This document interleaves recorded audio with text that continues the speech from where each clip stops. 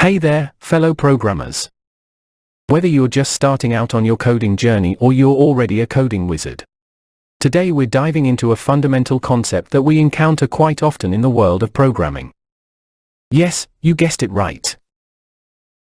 We're going to demystify the art of calculating the square of a number.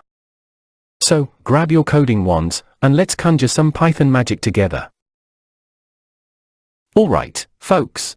Let's get our hands dirty with some code. Open up your favorite code editor, it's time to make things happen. So, let's break this down.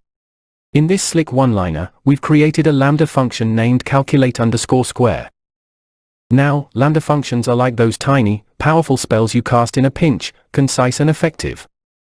We're passing an argument x, and the expression x***2 is doing the heavy lifting.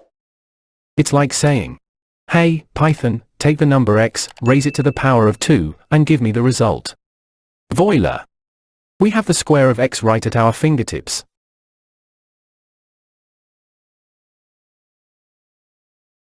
Alright, now that we've crafted this nifty piece of code, let's put it to the test.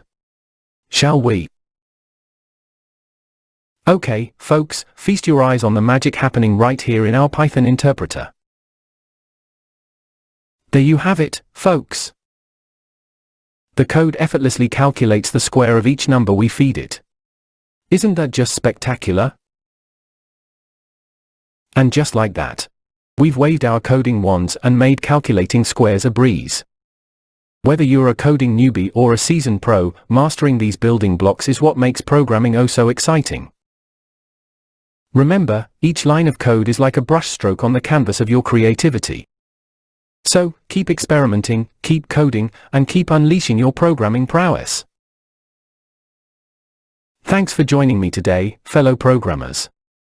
Stay curious, keep coding, and until next time, happy coding.